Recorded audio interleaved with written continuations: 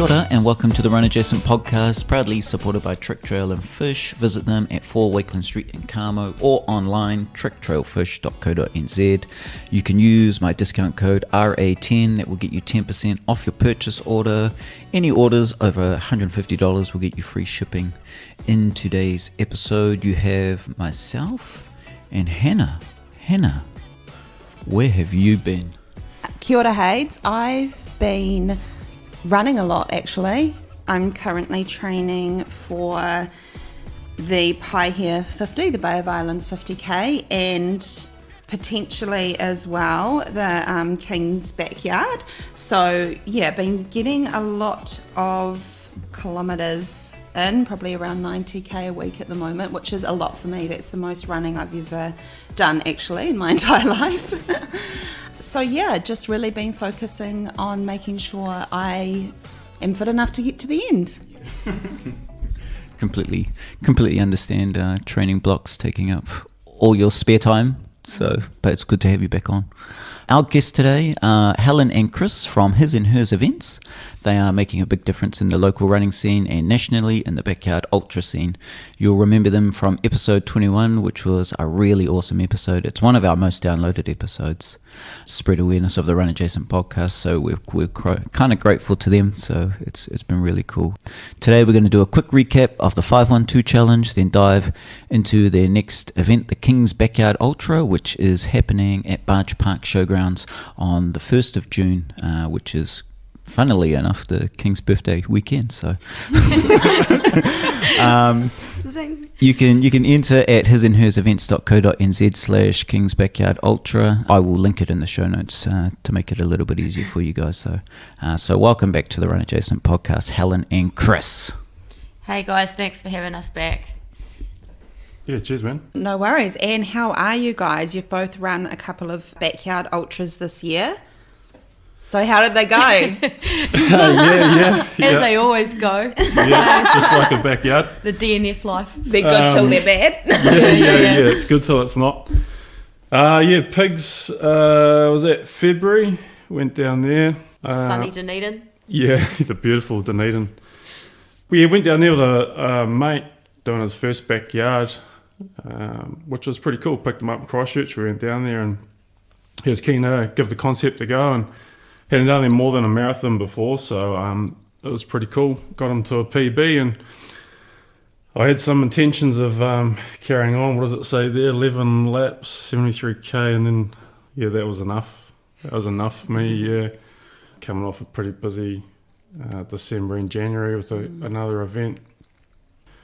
Yeah, just wasn't really feeling it. So body was good, but just the mind wasn't there for that one, unfortunately. So Fair enough. You still enjoy yourself though? yeah, no, it's cool. It's a cool place. Pigs is very entertaining. It's an entertaining event. Good friends of ours are the race directors, Steve and Chris, and they put on a spectacle in the intense city. There's live music and food, Piggyback and races, beer, and really it's entertaining. The running's probably the boring part. I think the supporters and the spectators get more of a spectacle back at Tent City. So, but no, awesome event. Yeah, cool track down there. There's a tough track and there's a reason it doesn't go too long. So yeah, congrats to Glenn's son for getting the win down there. Yeah, Riverhead Relapse. That's probably more recent. Sean Collins and the Lactic Turkey crew. Definitely the best course yet, I think. I think something that Chris and I are both learning here is trying to work the gazebo setups that we have going on and running at the same time is not ideal. And that was our most I think we had there is 14 setups, 15 setups, and then trying to run backyard as well the following day. Chris is trying to pack up and support me at the same time. So learnings for us is that we can't probably do both. And saying that, I enjoyed myself and it was a great run. Adventure Racer Stu Lynch won it. The more females were doing better and going longer, which is really neat to see. Again, Tent City is a vibe, and we're learning every time that we go down there. So yeah, 27 hours, 181 k's. It was a It was a last minute attempt to get into the satellite teams, but the number keeps getting pushed out. And yeah, when the wheels come off, they come off fast, and it's hard to get them back. So no excuses. No, But I actually cannot believe how humble you are about this. Like, you ran for 27 hours and you did 181 Ks. And you're like, oh. yeah, Yeah, like, that's incredible. And it's funny because people go, oh, you've done 31 at Arrowtown, or you've done this some other time, or you might do an adventure race and you're out for 48 hours before you sleep. But you can't compare events and you can't compare backyards. They're all so different, and you are different on the day. Maybe your training, your sleep, your nutrition. You just don't know. So you need all the holes in the Swiss cheese to line up to have your best day, and you have to get used to did not finish. So just be happy with what, like, the people you're running with, everything. Lots of learnings every time, but really good events. Cool. Well done, Helen. I Thanks, think mate. that's Thank you. incredible. Amazing. Yeah. No, that's cool, man. Let's break down your first challenge, the Whangarei 512. Just quickly, the challenge started on the 1st of January and it wrapped up on the 30th of April. The task was to summit 5 of the tallest maungas in the Whangarei region within 12 hours. The summits were Horakaka, Parihaka, Manaia, Mount Lion, and Bream Head. The total elevation was over 2,300 metres, and total distance covered on foot was about 28 to 29 kilometres. How many people ended up entering, guys? We had 83 at the end of it, which was amazing. And 63 of those completed it. So we're really, really happy with those numbers. It doubled what we thought we'd get. So, yeah, really cool. Yeah, heaps of awesome feedback too on social media about it. It was cool seeing people like get together and do it as like little friendship groups, which I thought was really awesome. That's what I actually intended to do with Hayden, but I stuffed it up a little bit. I'm sorry, Hayden's left you hanging, but Hayden did do it. Yes, but what has the feedback been like from your side? Like, I've obviously only seen a snippet of it, and I've seen really, really positive. So a lot of like novels have been coming in via the emails, good, bad, ugly, otherwise. Most of it's been really, really positive. I'd say 99%. Yeah, it's been touching actually. People will take us through their journey, their training, what it meant to them to get something like that done, or tracks that they've lived here their whole lives and never seen it. Getting over injury, getting injury, going through the weather, the tracks, and then getting together and doing a road trip like the Kitty Striders came down, and then we've had a league team from Auckland come up, and people come up to do it together, and then also the competitive side of things as well. It's been really neat to see people come out and give it a go because they want to better themselves or beat somebody else. So the feedback's been really good. We've taken a lot of constructive criticism as well, and moving forward we're definitely going to take that feedback and work with it to make it better next year. Yeah, totally. Yeah. I think for a first time event it went incredibly well, right? Like overall you're never going to have it absolutely perfect. That's but it, it was it's interesting because we based it off a training program for ourselves. And when we did set it up, like put it out there to people, we sort of worked it off what we did, so then we didn't sort of anticipate what was going to happen with it, I guess, with the feedback and what people wanted. People wanted, and then the buy-in, and then the people started training for it and sending us stuff, and that was cool. Like really was, we were like, man, we've done this. We've got people out there on the local maungas running, and not only just for the challenge, they're out there training on them, which is epic. It's when they pass you on the mountain and they go, are you guys doing 512? And we're like, oh my God, they said the name of the event. We're like, we own it. And then we had the Kirikiri Striders came down and supported it, and that was awesome, to get them to travel down, and Hels will talk about it a bit later on. That's good. But We had one guy that did it 3 times from up there. A group from Dargaville, big group from Dargaville came over. We had a guy from Christchurch, had a ultra runner from Australia. Yeah. So, like, we're bringing those people to Whangarei, to Northland, and that's what we wanted to do with it. So, yeah, we're pretty stoked Yeah, with. feedback's been good. And there's definitely some feedback being received, and we've taken it on board, and we appreciate it. We really do, because we want to make it an annual event. We want to make it better, and 95% of the people have indicated that they'd want to do it again. So we got to listen to the people that are doing it as well. Yeah, feedback's always good, whether it's positive or negative. It gives you an opportunity to improve, right? Improve. You just got to be open to it, Yeah. like, and we appreciate people being honest with us. We're pretty honest people ourselves, so it's a two-way street. We can take it on board, and we'll take the good bits out of it and move forward with it. So Yeah, I just want to reflect on my 512 effort. yeah, tell us about it. How was it? How was it? It was a solo effort. I did have a teammate lined up, but she didn't sign up in time.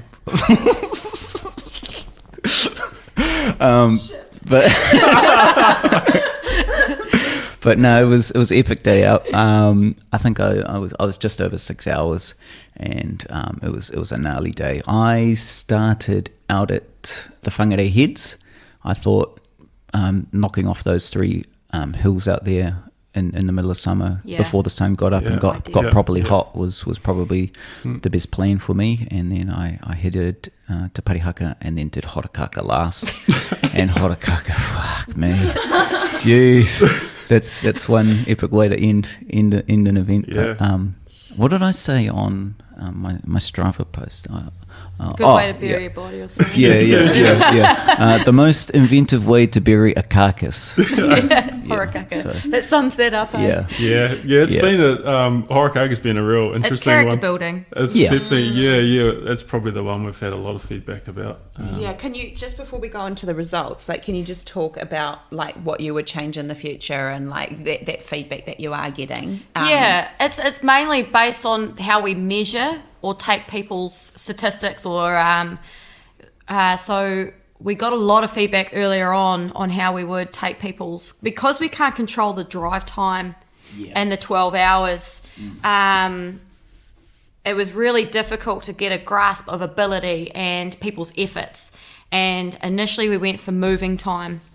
And this has been good for this year, and it'd be cool to have that consistent over the next following years, to have that tradition, but we can't. So the feedback we've got is people would like to do a lapse time, which means you start your watch, you leave it run until the end, and even if you stop during your effort, it's going to calculate the whole time. Yes. And so for each segment, which means each mountain, it's going to be done individually, as opposed to starting your watch and finishing it at the end of the day, if that makes sense. And that's just the feedback we've been given. Have we learnt about different watches, different mapping systems. We've had people writing in, doing a deep dive into Strava and GPS satellites, all sorts of stuff. So yeah. Some people take it very seriously, and we have to be consistent, and we don't want any mishaps with awarding people stuff and saying a time and it's not correct and things like that. So as long as it's obvious to the public and it's obvious to us, that makes things easy. But going forward, that would be the one big thing we change. The next thing would be registration will be open right to the end, so no one can miss out. But it will only run over 3 months, not 4. Right, okay. Just because the feedback we've been given in the last month on Horakaka is almost treacherous and almost dangerous. You can't really move through that section most of the year because it's shallow rooted and really quite muddy. But we've been getting a bit of feedback that it's almost just too wet and too dangerous to be doing. And that to be section. fair, this summer we were so lucky, right? Because sometimes when you even go and do some of those other trails, they can be like that. So, So when you are going, would you finish it at the end of March and do January, Absolutely. March? Yeah. I think that would be perfect, because once you get into April, you're sort of starting to risk that. Other than that, there's not too many other changes. Maybe the t-shirt will stick around. We might do a poll on the social media and see what people would like. Some people have said they wouldn't mind a medal, things like that. Again, keeping it consistent in what we wanted, our vision, sticking to that would be really, really neat. So there is that consistency and tradition. At some point, we're going to have like a gathering, like a beer or a water after work sometime during the week locally. Don't know where yet. Looking for a venue where people can come down from 512, whether they completed it or not. They can share their stories. We're going to do a little awards ceremony. We'll give these coins out to the top two. Nice. And then we might have a feedback session there as well. So Cool. yeah, spot prizes for certain things throughout the event. So yeah, Awesome. yeah. Well, Create that community. So Yeah, congratulations, because I think it went really well and it was such a cool concept. So you should definitely be proud of your mahi on that. Yes, Thanks, mate. Thanks, Thank you. guys. Do you want to just give us the lowdown on what the top 3 results were for female so and male? this is we've been asked to release this online, and we thought instead of do the top 3 for each sex today, but we wanted to release everybody's, and that's nerve-wracking because you want to get that right. So people have been patient with us. We'll do the top 3 today, but we will post the whole lot online at some point over the next coming weeks. Awesome. But anyway, some amazing results. Obviously, there'll be a few surprises and maybe not a few surprises. Our local Sam Rout, everyone knows Sam and knew that he would do well. We actually, when his results came in, we were speechless. We were like, the speed that this guy is running. Up hills, eh? Up Like, it's insane. I'm like, what the heck? Yeah. Just being a fly on the wall, seeing that happen would be incredible. So Sam's got a moving time of 3 hours and 10 minutes and 26 seconds. And everyone was like, oh, when's it going to go sub 4 hours? And Sam absolutely blew that out of the water. And he did it quite late in the piece too. And everyone's waiting to see his efforts. And he did not disappoint. Dwayne Collicutt, 3 hours, 48 minutes and 47 seconds. Wow. That's still good. These times are unreal. Like Chris and I would never go out and pull anything off like this. Like we're not sending it like these. They fellas. did it together, I think. Yeah. They both did it together. Yeah. And then Nick Browning, and he was more recent in the last weeks in the closing times of 3 hours, 59 and 34 seconds. So all sub 4 for the top 3 males. So Sam gets the coin, which is currently it's made, but it's going to be mounted on a piece of Northland Cody. So, oh my gosh! Yeah, awesome. yeah. Females have been really interesting. Again, we've had a female come out of the woodwork in the last week or so, Simone Ackerman. I think she's well known for her running as well. Triathlete, yeah. Yeah. So 4 hours and 13 minutes 23 seconds, which is an unreal pace.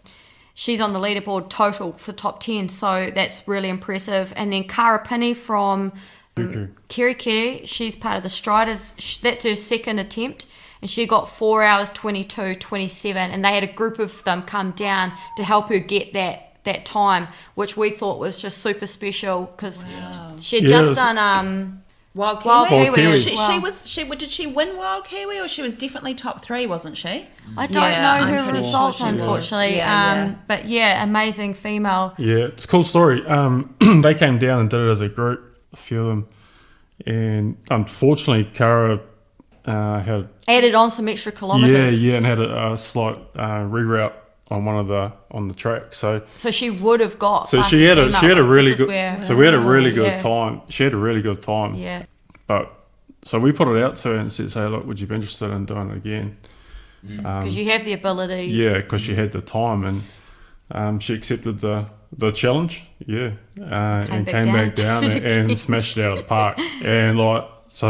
And she had the support of a couple of the Kerikeri Striders came back down and did it again with her, and Andrew Sorensen and Grant Ellaby came down. I think Red Runner they call him, and that's awesome, man. They've come down from up north to support and get over the line. And like I said, did Wild Kiwi as well. So yeah, it's a cool story. Yeah, big shout out it's to those guys cool for story, that supporting one. Yeah.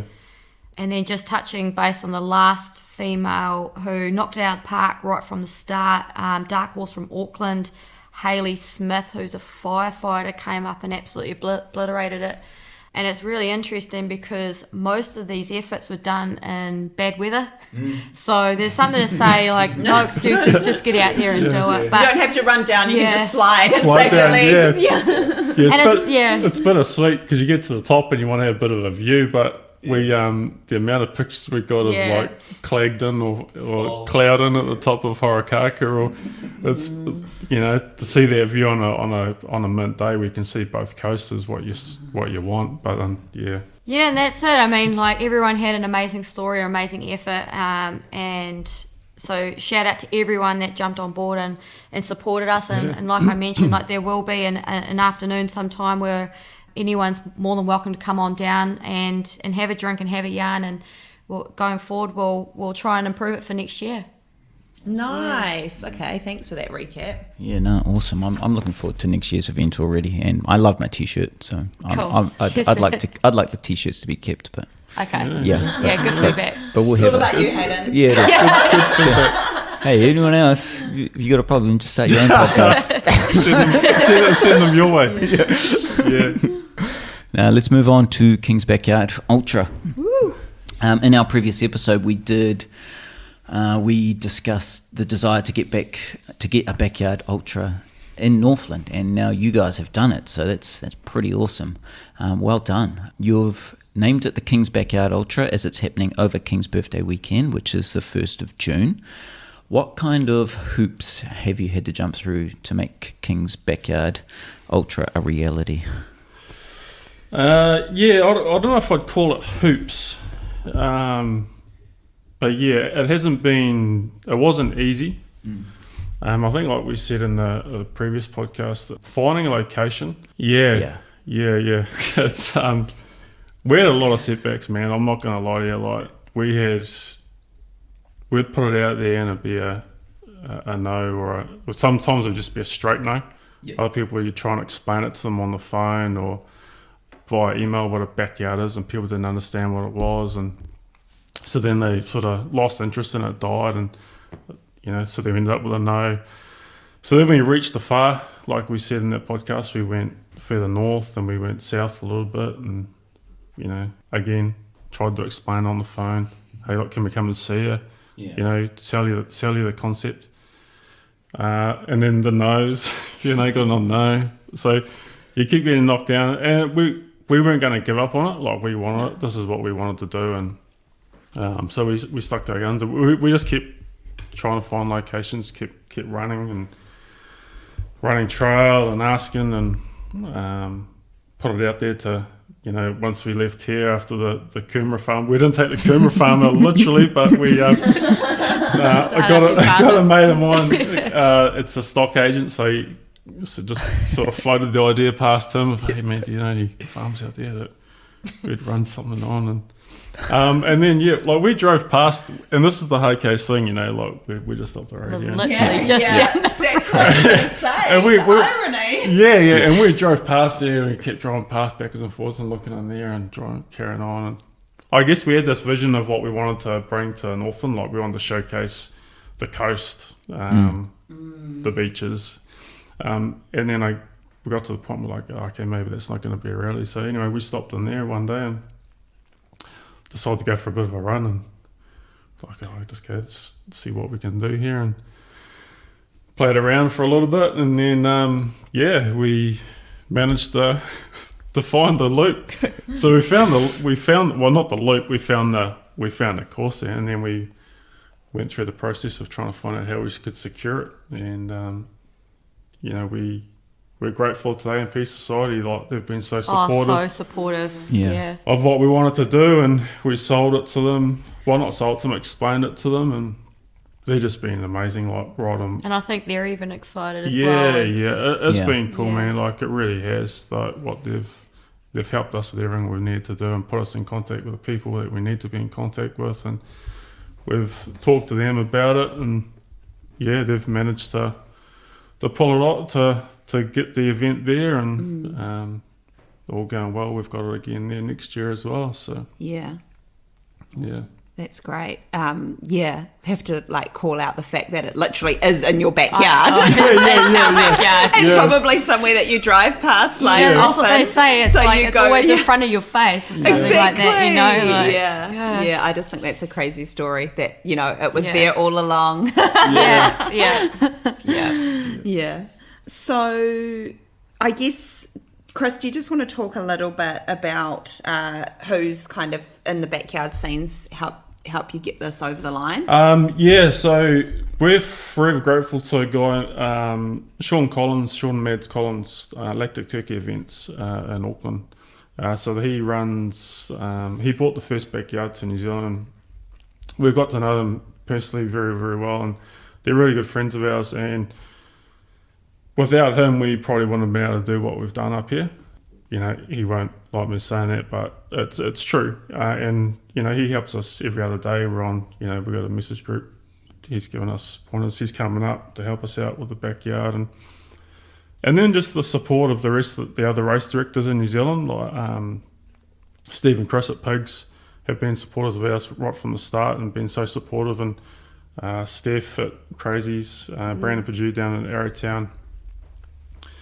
You know, just so giving of their time, their knowledge of what they've learnt and what they've done previously. So, and that's the cool thing about it. Like everyone's been so supportive to get over the line, and it goes back to like one of the questions there is just getting affiliated with LAS, so people can run it and qualify for the New Zealand SAT team. So Sean helped us out with that, getting that over the line, all the information we needed, and send it away and getting the approval of the big fella. So yeah, without Sean, yeah, it would have been a bit of an uphill battle. Yeah. And then you guys as well, to be honest, like locally, no one knows what a backyard is, or don't understand the concept. And like Sport Northland, you guys have brought us in and helping us out as well. So I think like the community's strong, and it's felt, and like I don't think you get these things done alone. And yeah, we do acknowledge that as well. So yeah, cheers to you fellas as well. That's cool. Thank you for your kind words. I wasn't looking for that, but that's all right. How many people have entered? We're at 63, I think, at the moment. Yeah. It's going to be Entries. small boutique and special at this point. Yeah, so we limited it to, originally we said we'll do 100 entries. So we're happy with around that 70 number for our first one. Yeah. Because we want to get it right and make it an enjoyable experience for everyone, and we want people to come back, right? So like still got a month, well, just under a month to go. So you know, if we pick up a few extras, but the 63 we've got, we're grateful for. You know, we're grateful for the first one because once we needed 2 to have an event. So we had someone sign up before it even gone live. So that's how keen they were. Nice. So yeah, 63. Of that 63, 30 are doing a backyard for the first time. That's what you want, though, eh? Yeah. Yeah, 100%, man. Yeah. So that's cool, bringing awareness. There's a lot of curiosity around it, especially locally. Yeah. People interested around the concept of it, you know, what it's all about. And so hopefully in the next few weeks they decide to, some people have reached out and, they've still got entries, and like, jump on, sign up. Yeah. Come and have a look. Just come and have a look, yeah. you know. And I guess it comes back to, it's new, right? It's new in the area, and we just hope that the people that do come and run it enjoy it and spread the word for us. Yeah, well, all we need is, you want everyone to leave with a positive experience and go and tell 3 people, and then that's just going to multiply, Exactly right? right. And it's just going to grow from there. So that's really cool, man. And I reckon, what did you say? 68? 63. 63 is a good number to start with. Yeah. It's going to be awesome. Yeah. I suppose we should probably chat a little bit about what we can expect on race day. And yesterday when I went and ran with the Hardy Harriers, and I mentioned that I was going to be speaking with you guys today. A few of my fellow running friends did ask me a few questions, so hopefully I can just put those out there too. Go for it. Ask away. So I suppose like the biggest one that people were asking was around the course, like what it's like, what the elevation is, trail, road, could you just explain the course in as much detail as you can, if possible? I'll talk to the course, and Chris can tell you what's going to happen on the actual event day. So the course is at the Barge Showgrounds. It's mostly fields. There is some road and there's some gravel road. There was going to be single trail and bridge, but we've actually just recently made it a little bit easier because it is winter. We want you to enjoy it, like you say, and go longer. You will need to be training on trail because if your stabilizers aren't used to the uneven ground, I won't say you will find it difficult, but it won't be what you're used to. So trail shoes are needed. The grounds are stunning, like really, really stunning.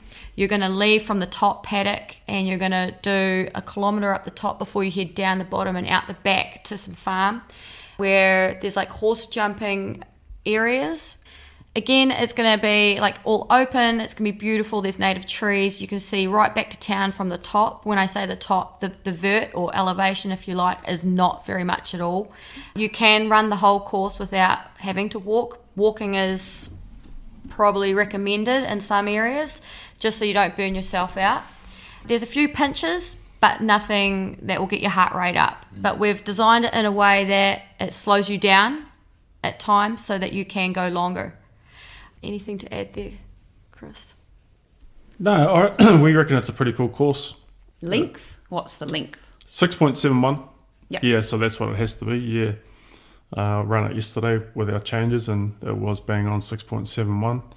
That's with the Chorus watch. We've learnt that different watches have different GPS we'll run together trackers with the same watch and I'll get 6.5 and things like that. So yeah, we'll remeasure it in the next couple of weeks with different watch and couple of different apps just to make sure we're there. But yeah, like Hal said, it's an awesome track. It's beautiful up there. Like on a day like today we've got here, it's amazing. It's beautiful. Like we could only hope for a day like today, to be honest. Yeah. 100 metres of elevation. It's 100 metres of elevation for for the whole course per 6.71k loop, which it's a good number. Like it's, if you follow us on Strava, you'll see we're running it every other day at the moment just to refine it. So and it's open to the public, so anyone can go down and train or run on it or have a look at what it's like underfoot, so you can prepare yourself. So yeah.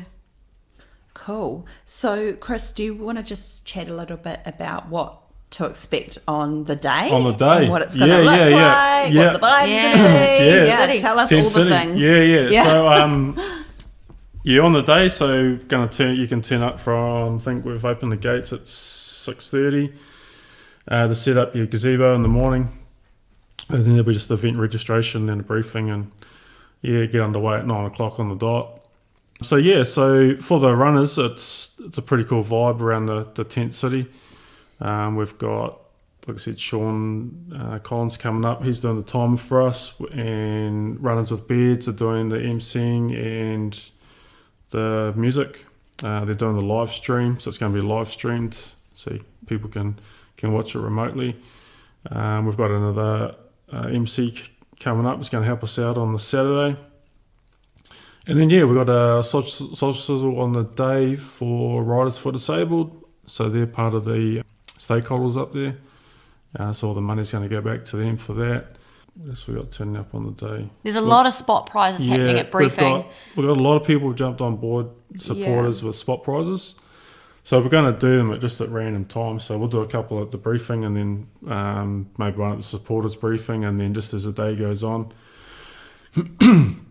But it's going to be live streamed as well with our mate Chris McDonald from Runners with Beards, and that's really neat because that goes live nationwide and worldwide as well. So there'll be a few interviews and things like that. yeah. So yeah, if you want to come up and Bro, Yeah. you had me at sausage sizzle. Yeah. Yeah. and get in on and do an interview, that'd be pretty cool. But no, it's you can talk.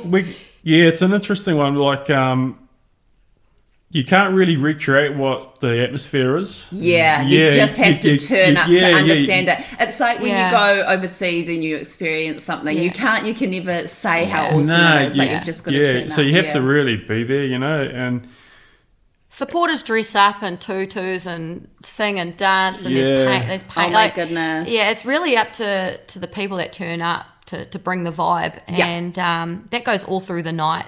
That's into so the day, cool. like 2 a.m. it'll be a disco party most likely, or Yeah. something of the sort. So, and then things happen out on the course too, where it's 30 seconds left and you got somebody running back in to try and make that loop because they want to start the next loop. So the whole corral lights up and everyone's like, make wave, and the parts like the sea, and you know, so like there's things that happen on the course that you know bring it together as well. So. Yeah. Awesome. So on our episode that we did previously, we kind of covered off what a backyard ultra was, but there are a couple of rules that we should perhaps mention, basic rules that backyarders should be following. Yeah, there is definitely some rules. There's not many, but there's a few, and we'll stick to them because it's being live streamed now, and everyone can see, you know, like. Nowhere to hide. You can't hide from anything anymore. Exactly. But they're pretty basic. So the runner must finish the lap within the hour or be a DNF. It did not finish. The laps start every hour on the hour, so it'll be 9, 10, 11. There'll be whistles, 3 minute, 2 minute, 1 minute whistle, then a bell. You have to be in the starting corral when the bell goes. So you can't be stepping into it you have to be standing in the corral. Minute. Yeah, and if you're not, that's a DNF. That corral will be marked out. Yes. Like it'll be clear to see. Be clear, Very much be so, very yeah. clear to see. Yep. Cool. Yep. So we're going to mark it out. We're going to have a meter strip around the outside of it. So we try to keep supporters separate to the runners, and the runners can be in the corral. And that's a big one. Like you can't receive any assistance in the corral. So you, like can't be handed like food or gels or water. So once that bell goes, that's it. You're on your own. Runners can support runners if Yeah. they're still within the event. Right. If you So they were a haven't runner and DNF'd. you've DNF'd, you can't then help a runner. I've got a question, if that's okay. Go It's for it. around, so you're in the starting corral and the buzzer goes and you decide you want more rest. So you're meant to start your thing, but you're like, I just want to stay back for 5 more minutes. And then go, and you still make it back within the hour. Are you allowed to do that? So you have to move out of the corral. Yeah? Yeah, you you have have to to be outside start. the You can cra- you go have to rest on the start. course. You can rest. Right, but you Yeah. can't go back to your No. tent. No. Okay. Nah. Yeah, So, all right. So once the bell goes, you have to move out of the corral. Love Yeah. that question. That's Yeah. You have to go out of the corral, and then you can rest out on the course. Yeah. But you just got to. And you can have nutrition in your pockets and stuff. 100%. And like, 100%. Yeah. Yeah. So you'll Yeah. see people run with a race vest on maybe, or some handhelds, bottles. Yeah, so you can do what you want in that hour out on the course, as long as you complete the full lap and you're back in, ready to go for the next hour. Cool. So the whistle goes, you can step 2 meters out of the corral onto the course. You can lay down and have a 5-minute rest and then carry on. Yeah. But you can't If go you get a sausage. if you wanted Yeah, to, you so- just Yeah, so I don't know if I'd do it there Yeah. because you can't receive any help or assistance from Yeah. anyone else. but also you're probably going to be in line with the camera and you're going to be Yeah. looking like a wally. yeah. Yeah, probably just like Aiden Bell has taken a seat. maybe like do the K or the 1.2 Ks that get you sort of out of view and get you to sit down there. Yeah, there was a clip on YouTube of a backyard in England, I think it was, and a guy There's a was- bench. There's a bench, And they just the- go and sit The guy sat on the bench and had a sleep, and then woke up and carried on. And yeah, so you can't use any aids. So no poles. No Yeah. running aids. No running aids. Yeah. There's no competitors are allowed out on the course. Yeah, so Non-competitors. non-competitors. So if you've DNF'd, you're essentially a non-competitor and you can't support run. Correct. Yeah. Right. Yeah. So no paces. No. Yeah. No. Yeah. Okay. Yeah. That's pretty much it. It's pretty straightforward. You can't receive any support from anyone else. Say any general public out there. They can't give you food or water or. Yeah. Is every athlete allocated a spot to rest, or how does tent city work? That's what so I'd be interested in. You can come in on the Friday and set up. Yeah. And so you can just turn up for Rego on the Saturday, but not Yeah. everyone has the ability to get there on the Friday. So you can set up on the Saturday prior to starting. And what you get is a 3x3, 3 metres by 3 metres spot. We'll have that marked out for you. Yeah, so you can bring your tent, you can bring your swag, you can do whatever you want in that 3x3. And that's your essentially your spot. And people see themselves in regards to how long they think they're going to go. Just to say, from packing up and moving tents later closer to the corral, we're blessed at Barge Showgrounds that there's heaps of space all along the corral. So I think with 60 or 70 people, whoever we get, it's not going to matter so much. Yeah, does that answer your question? Yeah, definitely. And you don't have to set anything up, like if you're just intending to come and run a couple of laps. And like, you can that's share. cool too. You can share with people. A lot of Oh, people that's have good to hired know. our gazebo setups, can't afford a single one by themselves, so they've got a mate to go in with them, split the cost, and then we set it up for you. Wow. And so that's been a benefit of having our first business side, is that you can share a spot with somebody. Yeah. If that makes sense as well. So, like you said, there were 30 newbies turning up, and by newbies I mean first timers. What advice would you give them? Because it's so strategic, right? Like, you don't have to be the best runner. No. Or the fastest No. runner. Yeah. So this is the beautiful thing about a backyard, is that you don't actually need to be a runner, like you just mentioned. You don't need to be going out and doing these 100k plus weeks. That is beneficial in its own right for your run training. With the backyard, because it's 6.7 within the hour, you can walk, run, you can just walk, fast walk. And if you can maintain between 7 30-minute Ks or even 8 30-minute Ks, then you're still getting that 5 to 10 minutes rest at the end of your hour, which is plenty of time to refuel, rehydrate, change your shoes, change your socks, change your shirt, whatever you need to do. I think slow is best if you want to go long.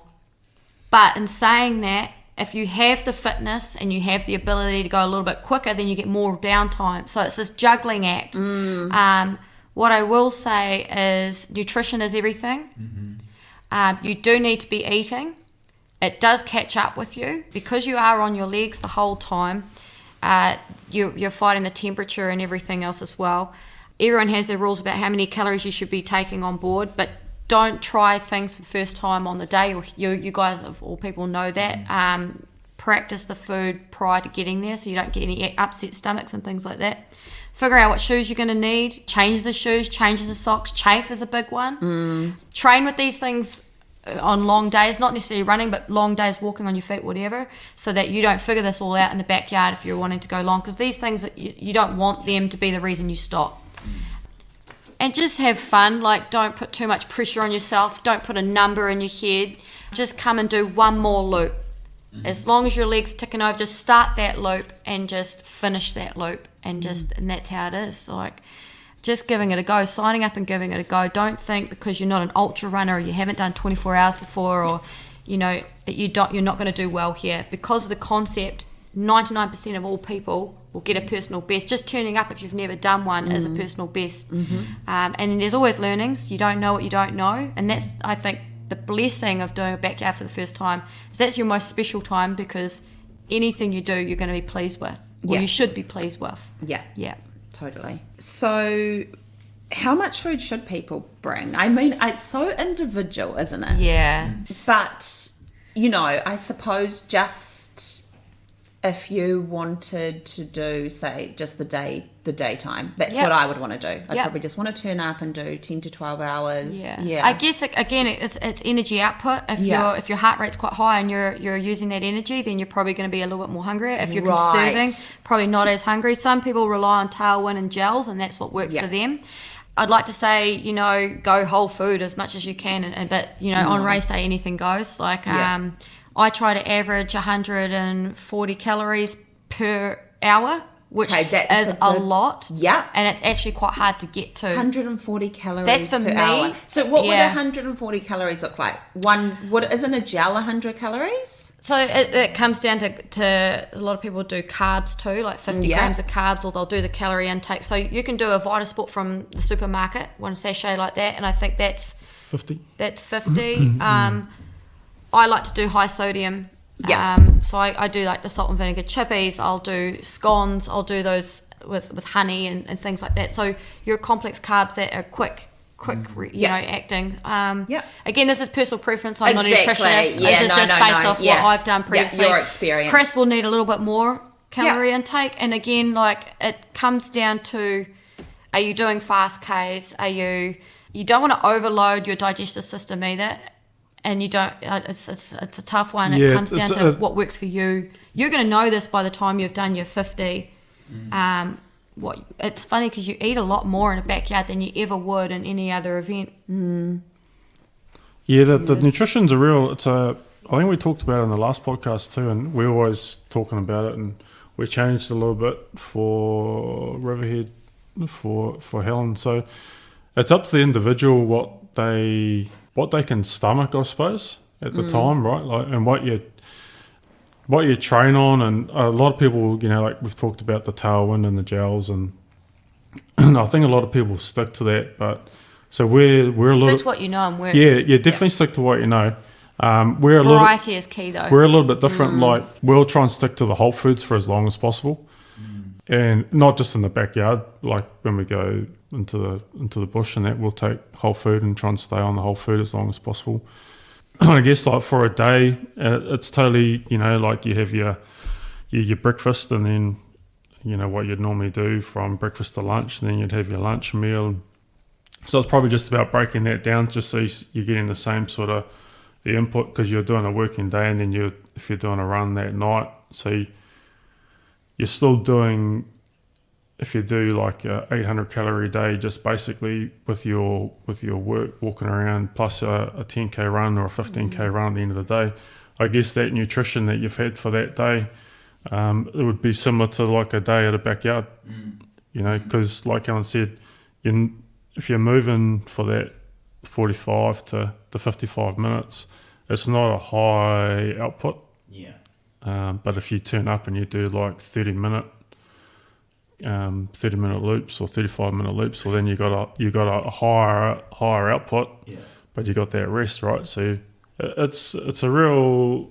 That's the beauty of it. That's the bit that we like. It's the science of it. You have to science the hell out of it. And we said it before. What works for myself doesn't work for Helen, and what works for Helen doesn't work for me, and like be vice versa for you guys or for anyone else doing it. It's, and when you get to your pointy end of whatever that might be, you start to slap food away. You're like, I don't want to eat, and your support person's going, you need to eat. So having variety there, because you might feel like something you don't usually eat, but it works. So it's hard to say do this, do that. But again, like Chris mentioned, it's really figuring it out. And I suppose like over making sure you have lots of food as well, like making sure, I think the key thing is like not running out, right? Like make sure you bring out a lot. That's it. Bring more than you think, and Absolutely. then at least you're covered. Hydration's another one, because we're not going to have water on site. Yeah. You need to bring a lot of liquid. Okay, that's good for people to know. And not just water, like you're going to need to replace those electrolytes as well. So we like to go one water, one electrolyte, one water, one electrolyte, each alternating laps. Yeah. And then you might have like your, at midnight I'm going to have a can of Coke, like things like that. Just have all these things, Powerades, whatever you need to do, but just bring enough liquids as well. Yeah, because even in winterless north, like we've been getting 18, 20 degrees even now. So it does warm up if you're running out there, and it is exposed out there, not a lot of shelter. Yeah, so you will need to hydrate.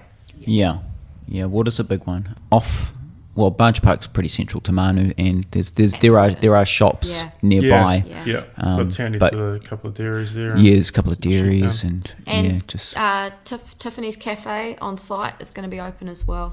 yeah. Sweet. They're going to be doing Yeah. soup sandwiches Yeah, and things like that. So Nice, yeah. So if you got a crew person handy, just get them to go do if you run out of stuff, get them to go do a quick shop down the road. It's all good. Support local business. I like Nice. it, man. I like it. Well done there. So can you explain what the New Zealand satellite team is, Chris? Yeah. So there's every second year biannually there's a New Zealand Sat team, and this year it is in October. So it's made up of 15 runners with the most laps from that 2-year window. So I think it's around 5th August to August. I think it is. Yep, 16. Mid-August to mid-August. So the cut-off is August 16 this year, and so it'll be our backyard and Crazies in Christchurch. So the last two to qualify for it. So you've got to be an affiliated backyard. Mm-hmm. Yeah, and then there's 3 silver tickets. So this year there's 2 have been taken. Glenn Sutton won Pigs, so he got the Pig silver ticket, and Stu Lynch got Riverhead silver ticket, and then the silver ticket for the winner of Crazies in Christchurch, which is 29th of June. So the winner of those events get automatic entry into the team. Uh-huh. And then, the other 12 spots are made up from the previous 2 years for all the affiliated backyards in New Zealand. And currently, to get in that team, 39. we think it's 39. Yeah, Jane McAlpine's just just been... did it at Dead Cow Gully. She did 39 over there. To qualify for the New Zealand team. Yep, to be on the New Zealand team, yep. Seems like a lot of laps. Well, it's only 39 hours. Oh, is that all? Yeah. If you just break it Yeah. down to hours, don't break it down to kilometres, just break it down to So hours. there is a few Yeah. people that are really trying to chase for that, get Yeah. on that Yeah. team. So we got Yeah. So um, qualification for that team, has that drawn some people up to this event? yes, Yeah. yep, Yeah. yeah, most definitely, yep. We're lucky enough to have. We've got at least 5 to 10 people indicated they want to go 30 hours plus. Of that 10, maybe 5 want to go 40. Mm-hmm. There's maybe 3 people that have dipped to 40 or close to 40 or even 45 plus. So we've got a lot of dark horses too, and this is the thing. You just can't know what will come out of the woodwork. Yeah. But we expect to be there Monday Yeah. at Barge. So Yeah, we think we'll be there Monday. it's public holiday, so come down. Yeah. Cheer these guys on. Yeah, we think we've got the course in. We think we've got some people coming that are gonna go the distance. Yeah. It's gonna be Interesting. Interesting. Yeah. Yeah. It's the unknown for us because we haven't run an event. We've only run it ourselves on that course. So from what the backyards we've done, and we might be a little bit biased to ours, but we're pretty confident that we're going to get a good number there. Yeah. So, and we just need 2 people to go toe to toe, and Yeah. it'd be awesome Yeah. to Support them through. be awesome to get someone on that team from our backyard. Yeah. Yeah. To listeners who are considering doing this for the first time, don't get overawed by the fact that there are some good runners coming up. Like, get excited by it, because these guys are coming out of their hometowns up to our hometown to see it. And, Yeah. and it's going to be That's cool. it, It's going to be cool to see them up here. Yeah. Everyone's the same on the start line, every hour on the hour. Yeah. And there's no reason why anyone that's never done one before can't do good. And just turning up is doing good. I think we touched base on it before. Is calling it a backyard ultra seems to deter some people because they hear the word ultra. They go, I'm not a runner, I don't do ultras, I've never done an ultra. But that's not what the backyard's all about. It's about coming and giving it your best go and enjoying the concept and the atmosphere, because you get to know these people every hour on the hour. You start again together. and I don't know, like it's everyone does a PB just by turning up. Yeah, that's so cool. And I think that's one of the main messages, is just Yeah. about having fun Yeah. and doing your best. It Yeah, literally yeah, does it's- not matter what everyone else is doing it doesn't. at all. It doesn't. It doesn't matter what everyone else is doing. Yeah. And that's the great thing. It's not a run where you get placed. It's not a first to 63. It's about you, and you know what you can push your limit to. Like at the start of the podcast we talked about when I went to Pigs. Mate came down, so he'd done a marathon was his distance, and we got him to 60 odd K. That was his first backyard. That's a PB for him. So personally, we're stoked to get him there, and now he's got the bug and got concept, and he wants to go. He's going crazy. He's going to go crazies and wants to go further. So, and that's him wanting to do it for himself. So and that's what we tell people. Okay, come along, do it for you. It's not a. I don't know how to explain it. Just gonna have to turn up and try it. Turn up and do it. Yeah. It's not Just one more loop. One more loop, and it's not a point to point. It's a. You'll get a nice DNF horseshoe, and you'll get a sawmill beer. Oh, that's Yeah. cool. And there'll be lots of things that Barge you walk away Showgrounds. with. Yeah, Barge Showgrounds, for those who don't know, is it's like they have a lot of equestrian events there. So the horseshoe tying in with the event is cool. Yeah, so your DNF is going to be a horseshoe. We've got something special for those that go to sunrise on the next day on Sunday morning as well. So there'll be lots of things throughout the event that will either keep you running or keep you to stick around. So you don't have to take off once you're finished. Like more support the better for the people that are still running. So yeah. Cool. Nice. That sounds so fun. That sounds so exciting. Yeah. I'm so stoked for you guys and for the Thanks, whole event. guys. Yeah. Yeah, it's really quite special to come back and talk with you after talking around how bad we really wanted a backyard up in the north, and to sit here and have this yarn with you now, and 512's come to an end. It's really cool to see and do. So Yeah, definitely. Nice. All right, that's it for today. Thanks, Helen and Chris, for coming and joining us. Oh, thank you. Cheers. It's really cool to hear what you're up to hear about how the 512 went, but also mainly to hear about Kings. It sounds super exciting. Really looking forward to that. So thank you, listener, and thanks to Trek Trail and Fish, as always. We really appreciate your support. Visit them at Trek Trail Fish. Buy all your running gear there for all the ultras that are now coming up. Remember to use the Run Adjacent discount code for 10% off your order, RA10. And if you're new to the Run Adjacent podcast, please make sure you follow or subscribe on the platform you listen to. And if it allows, please leave a rating or review. It really helps us improve this podcast. And apparently it improves the algorithms, according to Hayden. Whatever that means. You can find Run Adjacent on Instagram and Facebook at Run Adjacent. But as always, until next time, happy running!